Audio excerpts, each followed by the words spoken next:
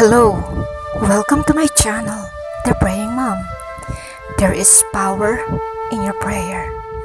Bago tayo magpatuloy, kaibigan, I encourage you to like, share, and subscribe to my channel.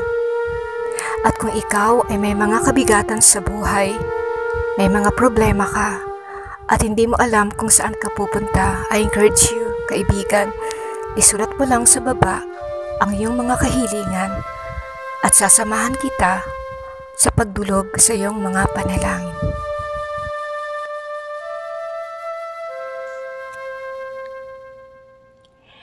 Ama, sa mga sandaling ito, inilalagay ko po ang pagod kong ulo sa iyong mga balikat. Inilalaga ko sa iyo ang pagod kong katawan, ang pagod kong kaisipan. Sa sobrang gulo ng aking kaisipan, hinanap ko ang sagot sa sarili kong kakayahan. Ngunit Ama, kabiguan ang aking nakita, ang aking natagpuan. Father God, lumalapit ako sa iyo. Pagod na po ako. Hirap na po ako. Kaya sa mga sandaling ito, hayaan mong ipahinga ko ang magulo kong isipan sa iyong presensya. Hayaan mong ang iyong mga balikat ang gawin kong iyakan. Suko na po ako, Ama. Hindi ko kayang labanan ang mga rumaragasang alon ng kabigatan. Kinakapitan ko sa mga sandaling ito ang iyong pangako na sinabi mo sa Deuteronomy 31:6 na sinabi mo, magpakatatag ako at lakasan ko ang aking loob na huwag akong matakot sa kanila, sa mga taong kumakalaban sa akin, sa mga problemang dumarating, sapagkat sasamahan mo ako.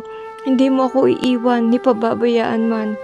Kaya Ama, salamat dahil nakakapagod lumaban sa buhay na to, nakapangihina ng kalooban, lalo na't ako lang ang mag-isa.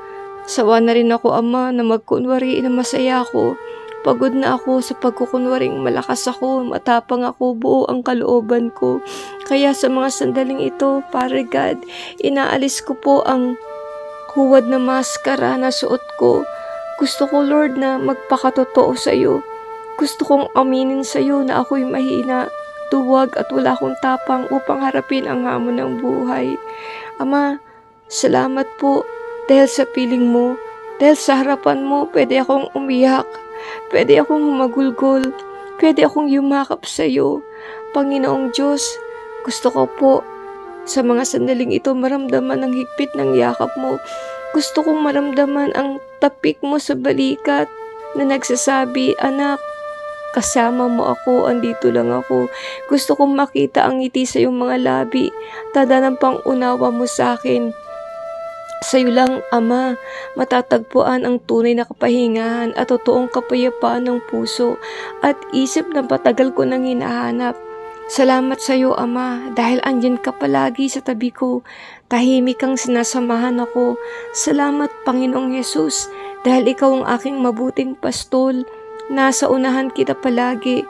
Gumagabay at dinadala ko sa sariwang damuhan, sa malinis na bukal. Ikaw ang aking kalakasan, ikaw ang aking tanggulan, ang nagpupuno sa lahat ng aking mga kakulangan. Madiliman at bako-bako ang landas na aking lalakaran.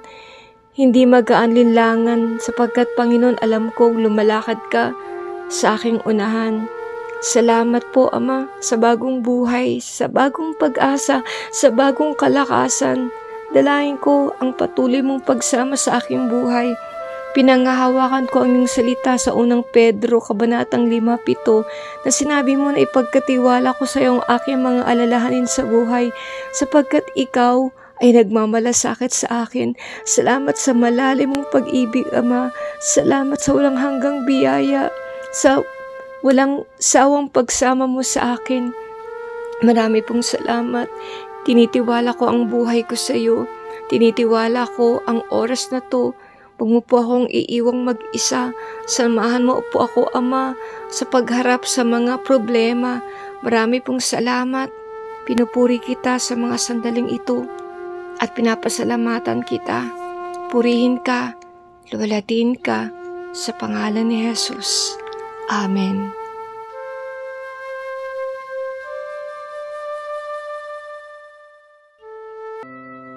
Kaibigan, mahal ka ng Diyos at hindi ka nag-iisa sa mga problemang pinagdaraanan mo. Anuman ang iyong problema, gaano man ito kabigat, gusto kitang palakasin, kaibigan, na mahal ka ng Diyos at kapag tumawag ka sa Kanya at kapag nanalangin ka sa Kanya, diringgin ng Diyos ang iyong mga panalangin sapagkat malaki ang nagagawa ng panalangin may pananampalataya. Naway ingatan ka, samahan ka, gabayan ka ng ating Panginoong Diyos sa buong isang linggo.